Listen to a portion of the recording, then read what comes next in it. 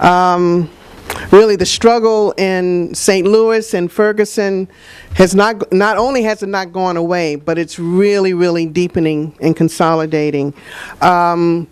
St. Louis has really become ground zero in the struggle against police terror and occupation. And of course, Ferguson is a big part of that, that catalyst and that fire, as the brother was talking about when I was interviewing him on the way to the Ferguson police station, which was about 1,000 people. And I think it was spontaneous, right, Amani? Because we only got word about it maybe a couple of hours before it even began, especially once we knew that Michael Brown's mother, Leslie McFadden, was going to be leading the march.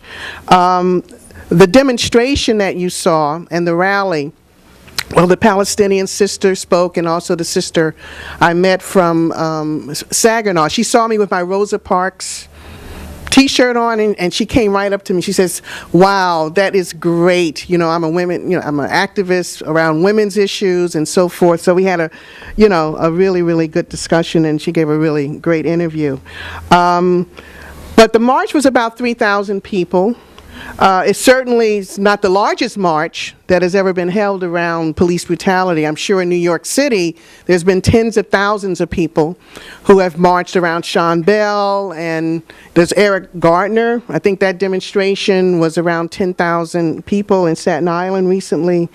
But what really made the St. Louis march so special, which we heard that was one of the largest marches ever in St. Louis history, was because it was representative. It was so representative of so many struggles around the country around police brutality, and everybody recognized the fact, people just came from everywhere. There were people from Los Angeles, we brought people from Durham, from Baltimore, of course, Amani and I were there from New York, but a caravan came from New York City of New York activists. They really came from everywhere. They really just came from everywhere, but especially in the St. Louis County area. So it really was people really wanted to be there to show their solidarity with this very, very important struggle that is not over by any long shot. The eyes of the country and the world were on St. Louis that weekend, which was the weekend of resistance from October 10th through the 13th. It began on the 10th with, forums and assemblies, but I think the main event that happened in the rain was that hundreds of people came out in Clayton, Missouri, which is right next door to Ferguson, to protest against Robert McCullough, who is the district attorney who was overseeing the grand jury hearing for Darren Wilson. And everybody knows he comes from a cop family. He's very biased against black people. People are outraged that he's any part of this grand jury hearing. And so they were still demanding that he recuse himself from the grand jury, and that an independent special prosecutor be put in his place to conduct this hearing. So there was a demonstration there in the rain.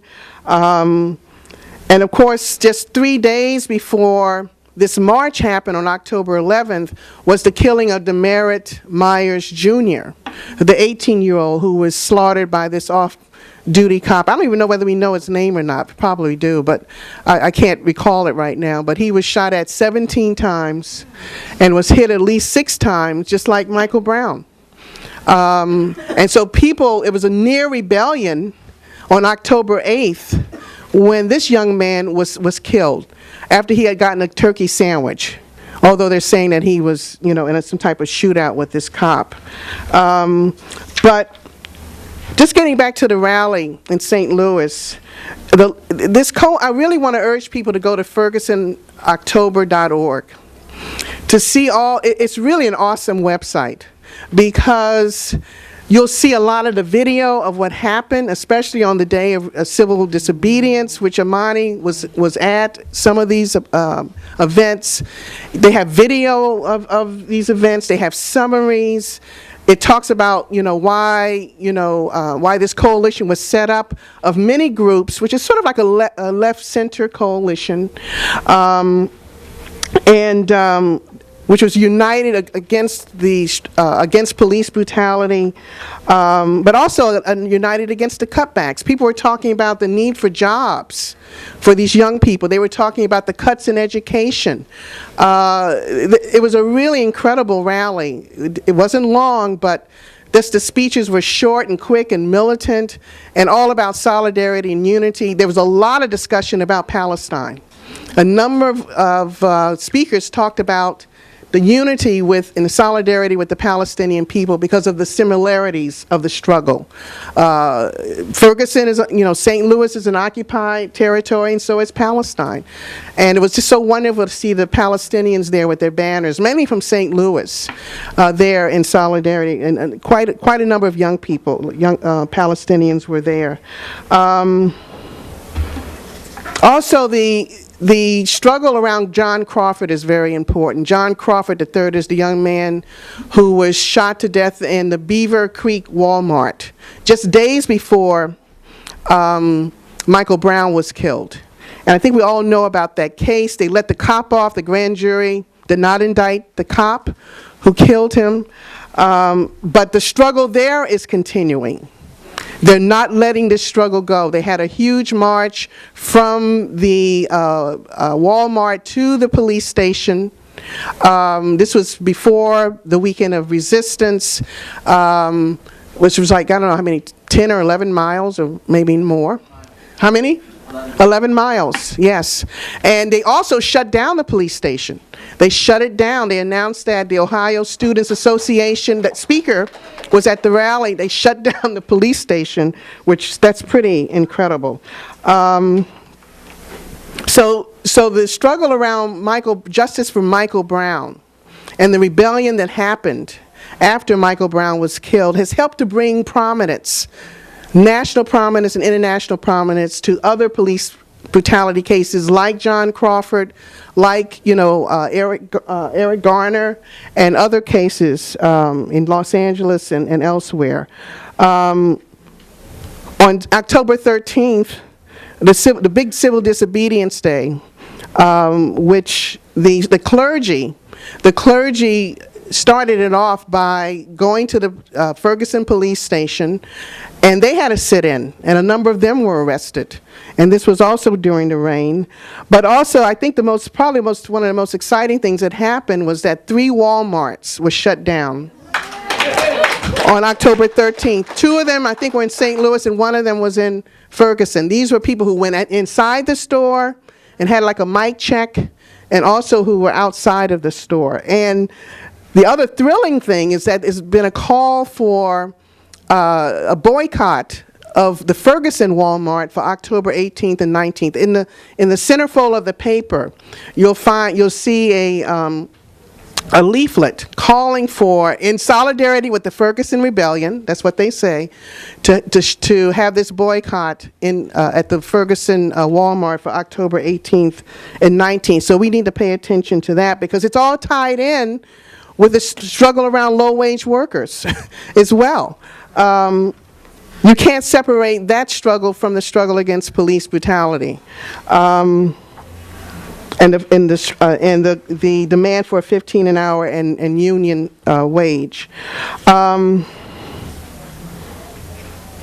just want to talk a little bit about, just review the significance of the struggle in Ferguson and St. Louis County, which it was very interesting seeing this march that happened, because there was labor. The Missouri State AFL-CIO was there. The CWA locals were there. I mean, it's really a sign of things to come. The fact that labor is really trying to make a stand, at least from a local, statewide point of view. They're trying to make a stance regarding the struggle against police brutality and how that's tied into the workers' struggle. And we also know, of course, this rebellion that happened in Ferguson has helped a lot in terms of exposing the racist militarization of the police. Larry Hales wrote an excellent article when the rebellion broke out on this very issue of this militarization of the police that has been going on for a long, long time, but was exposed, by this rebellion for at least 10 days, with the tear gas and the rubber bullets and the tanks and so forth. That was startling to a lot of people. That helped to raise class consciousness around the role of the police in this country.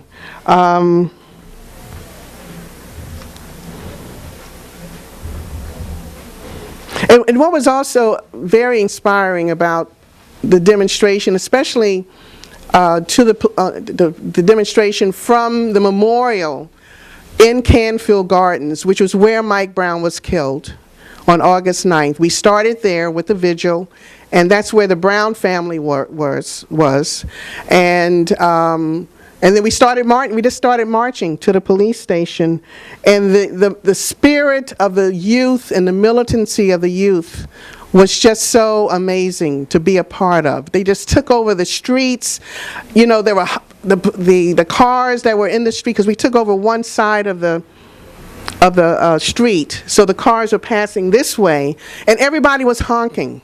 Everybody was honking. They put out their fist. It was just an amazing situation. It was just so intense. And when people would come out of their houses, because Ferguson is a suburb. It's a poor suburb, but it's a suburb. So people come out of their houses. We were marching in the pitch dark, as you could see. I tried to get as much of Ortiz's face as I could, but it was very difficult. And people just came out of their houses, children, mothers, fathers, whatever, with their hands up. Oh, wow. Hands up, and with their fist in the air. It was, I tell you, it was just an amazing situation. And the other thing about the youth is that, as you can hear from what Ortiz was saying, they're not only concerned about what's happening to them as young people, as young workers, many of them unemployed workers, but they're worried about their kids. Like Ortiz said, he has 2 children. This is a very young man, and he has 2 children, and he's very concerned about what's going to happen to his children if they don't have any type of future, under the capitalist system. And people and comrades and friends, they really know that it's the system. They get it, that it's the system that is against them.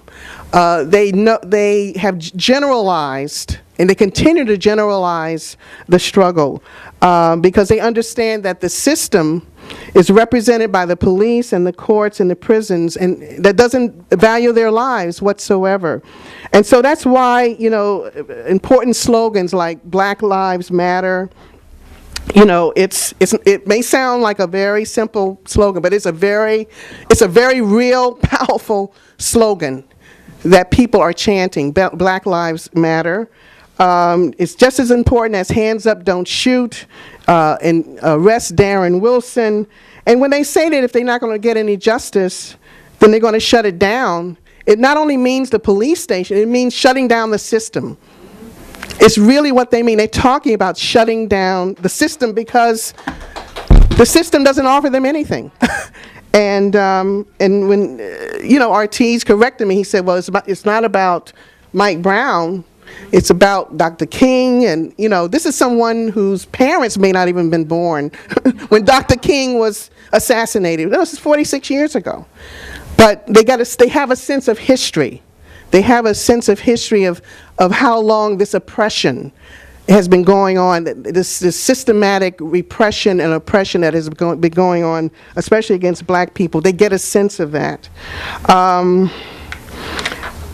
Also, I want to talk about the role of the state and how the state is looking at this on behalf of the 1%, because they understand its significance of not only what happened in Ferguson following the shooting of Mike Brown, but what is happening now. They are fearful. They are fearful of not only a repeat rebellion, especially if Darren Brown isn't indicted, and that's why they put off the grand jury decision until January 7th. They were really hoping that people were just going to forget about this. It's going to die down like everything else, but it's not dying. You know, they're in for a rude awakening. They know it's not going to die down. I mean, there's the signs that it's not going to die down. What I just mentioned about the Walmart boycott, now they're talking about October 22nd through the 26th. You know, October 22nd is the yearly demonstrations around the country around stolen lives by the police. And now they want to link up with that. They're calling for actions between October 22nd and the 26th. And maybe Amani has more information about that. But this is going to keep going on. And just recently, on October 8th, there was an emergency conference called in Arkansas by Bill Clinton and the recently U.S. Attorney General Eric Holder. They called for an emergency 2-day session along with 40 mayors and 30 police chiefs around race relations and policing. And they talked about Ferguson. You know, what went wrong in Ferguson? That's the question. So this was an emergency conference that was called just 3 days before the national demonstration. Also, the St. Louis County just announced an amnesty program for 220,000 people in the county who have been illegally ticketed for, you know, walking while black, driving by black. As long as they come in before the end of the year, you know, they don't have to pay for their tickets. This is 220,000 people. And this is one of the big issues that the Ferguson community has been talking about when they were confronting Tom Jackson, the racist police chief, about why so many of them are being ticketed for nothing. For nothing. And so this is a very, very important concession. Also, the fact that the federal government is conducting 2 investigations for civil rights in violation against the Ferguson Police Department, which is majority white from different rural areas, and also against Darren Wilson for violating the rights of Mike Brown. So these 2 investigations are also taking place. So just to end up, and as you could hear by, I forgot who I was interviewing about, it was a young woman who was talking about the need to nationalize the struggle. And she said that we don't want to be alone in this struggle. She talked about why we need the labor unions. We need the solidarity. We don't want to be isolated or alienated with this struggle. They understand the need for political solidarity. That's what the march showed on October 11th. That's what in St. Louis, that's what the march to the Ferguson police station showed. These youth want to be organized into unions. They want good paying jobs. They want decent housing. They want recreation. You know, all the basic, you know, human needs, they want them, they deserve them, and they know that they deserve that. And they understand that they've been disenfranchised from society, which, you know, leaves them vulnerable to police terror and to mass incarceration. They understand that. And they're understanding more and more that their struggle is part and parcel of the struggles of oppressed people around the world, starting with Palestine, especially when the Palestinian people, you know, came to their assistance during the rebellion, you know, giving advice in terms of how you deal with tear gas and so forth, showing that type of love and solidarity. So they understand that this is part of a global struggle. And really, our job as a Revolutionary Party is really to help the people of Ferguson and St. Louis and elsewhere. How can we help broaden that political solidarity, especially helping around the issue of labor, the labor support, which we're seeing, you know, of course, modest signs of now, but so much more needs to be done and can be done to pressure the unions to reach out to these oppressed youth and oppressed workers in general. How can we help take the struggle against police terror and repression, which is part of the overall struggle to a higher political level against global austerity, especially low wages and cutbacks. How can we strategize along with others in the political movement on how to effectively take the struggle that was lit in Ferguson and ignite and help to, to spread that, to ignite that into a global struggle against capitalism and imperialism, which is a growing concern for so many youth and their allies. These are some of the important questions, comrades and friends, that we need to take up at our party conference November 15th and 16th. But this is a really great development, even with the terrible and tragic loss of so many, young lives like Mike Brown or Trayvon Martin. But, this is what the struggle is all about, and we have to figure out ways of helping to move it forward as much as we can. Yay!